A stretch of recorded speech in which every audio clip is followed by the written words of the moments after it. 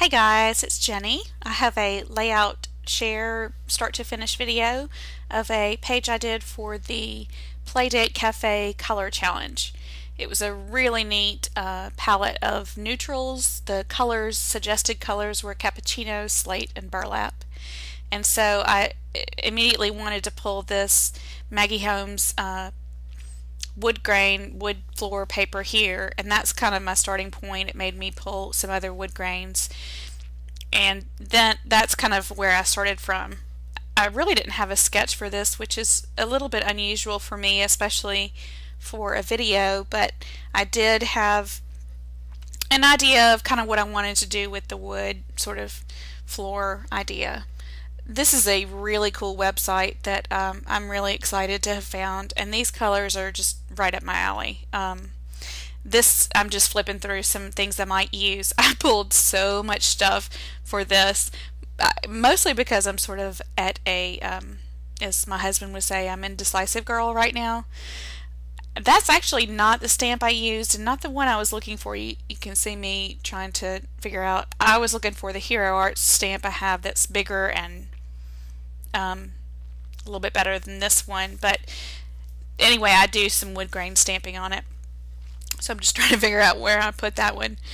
But I pulled piles and piles of stamps and ink and embellishments and things that I didn't use piles of. I really, looking through the video, I'd love to see whether I maybe should have stuck with the paper idea, but anyway, I pulled out lots of Amy Tangerine little stamps and some of these Ali Edwards stamps. These are all old Studio AE stamps, a Studio Calico stamp, and lots of inks in that color family. This Jenni Bolin ink that I don't believe they make anymore. It's my favorite color ever. It's called Malted Milk, and I cannot find a color that's remotely similar. I don't even know if I can find a refill for that stamp, and it's drying out. So sadly I didn't get to use that. I did use this ribbon embellishment burlap piece that was in the Dear Lizzie Fifth and Frolic line that I never could figure out what to use with before, so that was a big plus. I couldn't decide whether to use those stickers or stamps for a title, which I didn't, and I didn't end up using that. I had a bunch of ideas for little things, but then I was trying to hold back a bit. I did use one of these little wood tags for you because you'll see what the photograph is going to be in a minute. I wanted lots of craft and lots of the ideas they had were very textile and tactile sounding to me. So that's a die cut I cut out on my silhouette using watercolor paper. I decided I wanted to do a sort of ombre treatment too. And that's the photograph, which was of some roses my husband just bought me the other night, which is always a nice treat on Friday. Not sure whether it was a out of the doghouse treat or just a Friday I love you treat, but I will take it. And they were so beautiful, and the color was such a pretty color. I thought it would make a great neutral. It needed a neutral background to make it pop. I'm not quite sure whether I followed the rules by having a photograph with this much color in it, but the background and their color palette was very inspiring to me. So we'll see where that goes. And then I went through what I thought was my entire list of supplies, and I forgot I didn't even cover the embellishment. So then I went back and decided I thought I might use some of these little wood veneer hearts from Freckled Fawn. I can't really use more than just one or two at a time. I feel like it's a little bit of overkill. I'm going to have to find a project where I can really just go to town on it, because I did use one on this, but I have a paint strip that I didn't use, a doily I didn't use, a neat little card from Webster's Pages from Allison Craft. This is a little craft library card or library holder kind of card, and a tag from Dear Lizzie, some Heidi Swap Polaroid picture frames, another Webster's card, and then some different mists. I had this embossing powder that's the opaque It's a tan color that's really neat, and washi and ribbon I did not use. And then this little die cut I've been dying to use in the right place. Some more wood veneers, miscellaneous wood veneers from Studio Calico.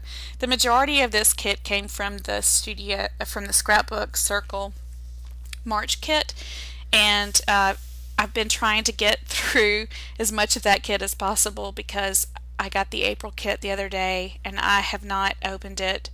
Actually, I did open it since I made this video, but I have not opened it to use because I really wanted to make at least one more layout or project with this one before I put it to bed and got digging into the new April kit, which looks fantastic. So that's me trying to decide whether or not I really want to use that doily, which I don't, but I decided to watercolor this die cut I had made, and I at the time I bought the digital file from Silhouette, which was an American Crafts file.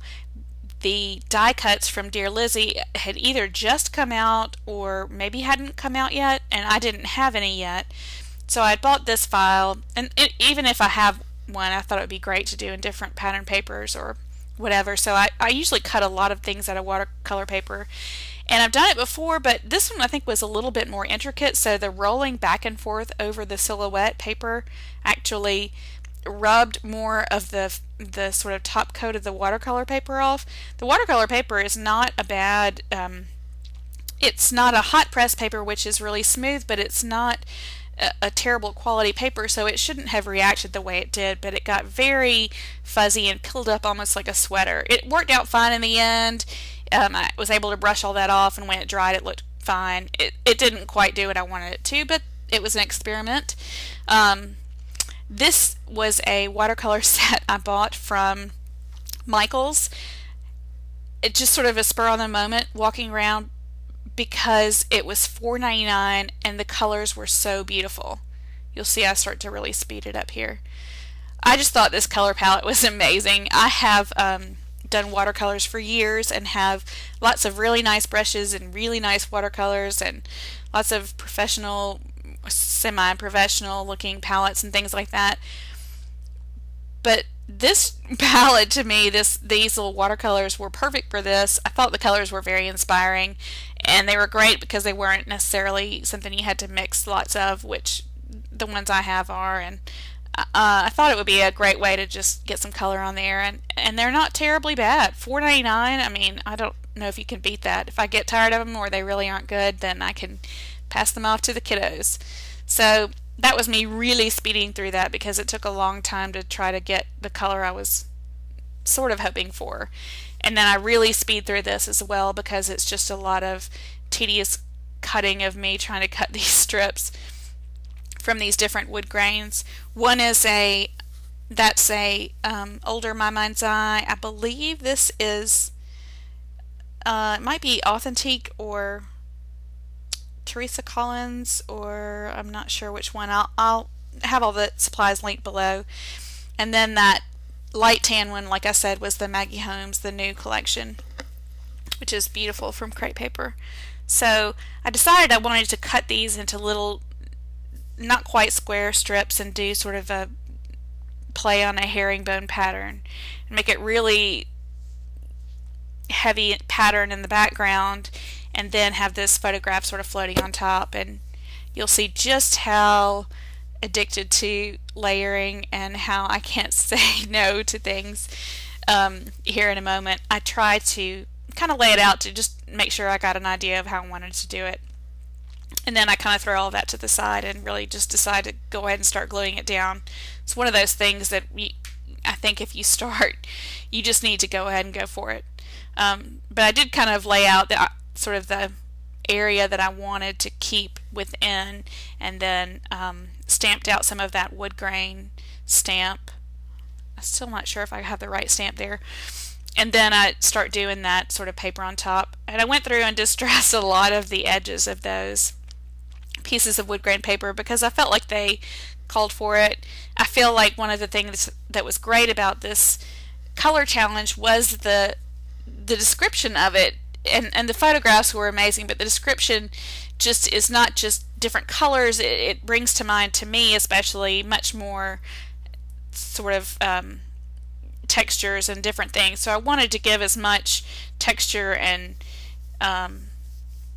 dimension as I could to this layout as possible. So, oh, I did find there's the right stamp there. So that's that big stamp from Hero Arts. That's wonderful. And I just stamp a little, bit in the background, which mostly gets covered up, but that's the way it goes. So that sort of defined the border for me. And then I go through and I start adhering these little wood grain sort of pieces. I really don't think about it that much. I try to do it sort of random and make them hang off a little bit, and like I said, a lot of it gets covered up anyway, but it was pretty fun, and I really liked the way it looked at the end. As usual, I kind of wish I could have stopped and maybe not covered it up with a bunch of stuff, but I do love the way it turned out. This actually turned out to be one of my favorite layouts I have done in a long time. So I don't know if it was the color scheme or the materials or the mood I was in, but I was really happy with it. So I am going to go ahead and let you watch the rest of it in fast forward, and I'll come back in just a few minutes and see where we are.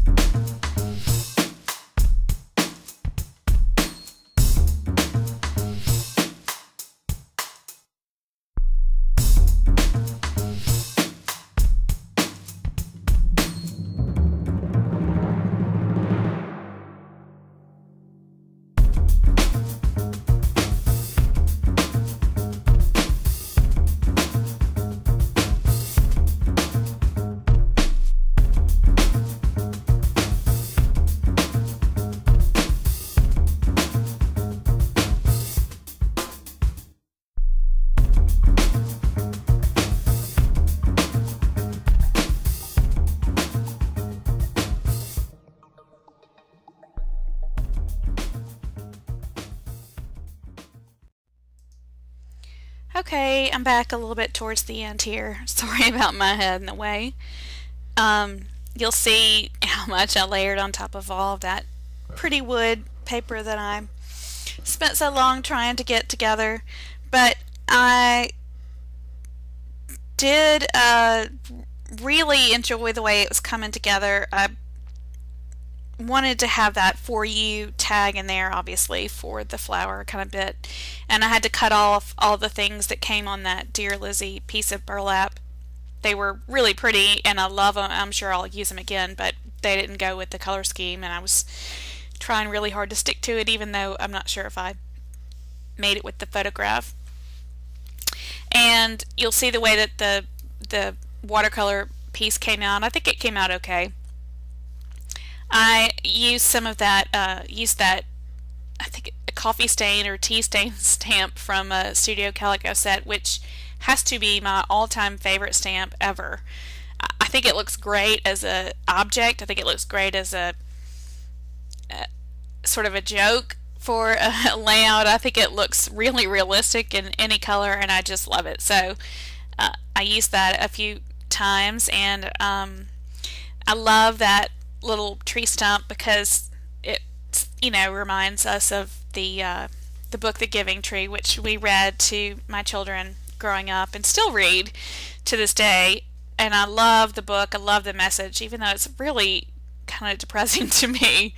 And I'm not quite sure about the artist photograph on author photograph on the back, but at any rate, I love the little tree stump with the heart and the love on it. So that was nice for me to get in there. And I'm just trying to stamp a little bit.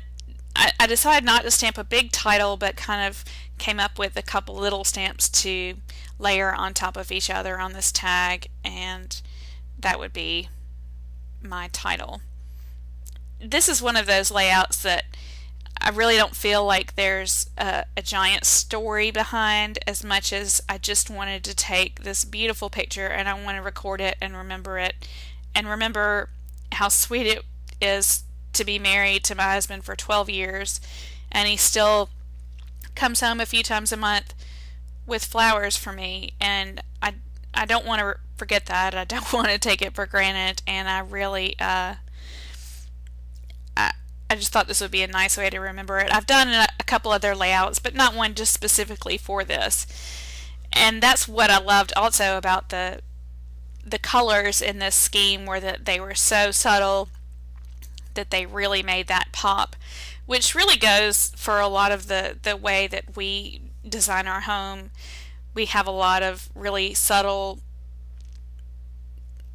colors and mostly, honestly, white walls and things, and my attitude is to have colors that pop from the artwork or pillows or things that either could be changed out or make more of an impact. So my feeling is to kind of keep things neutral and have one big sort of impact piece. So my impact piece on this obviously is the photograph, and the rest of it is just some texture and pretty layers and all of the things that I loved and wanted to include. So I'm just going to write on there real quick, just a little, Friday night treat from my husband. I keep going back and trying to figure out if there's anything else I can put on here. I really like this. This is that Studio Calico, I think it's the Classic Calico 3 set, and I love that all of the tones in the set. I love these 6x6 pads. I love the shrunk down images of them, and I obviously wanted to use that Polaroid to kind of repeat that, but I finally decided to just quit, or so I thought, and I think I ended up misting something, or maybe I put some drops on here. I keep thinking I'm done and then I'm not, so not to be too much of a tease, but this was and it wasn't the mist I had shown. This was an older mist I have that I really enjoy the color of. It's an October afternoon. I believe it's called Screen Door. It's a really light gray. And so I just throw some of that on there almost because I feel like I need to do it at this point. Man, that's really close to the camera. And I believe that is pretty much it. I think I make myself walk away at this point. So you can see the close-ups here and the final product and the product list at the end, and I'll have a link below for the website with the color challenge. I really appreciate you watching, and I'll be back with more. See you soon.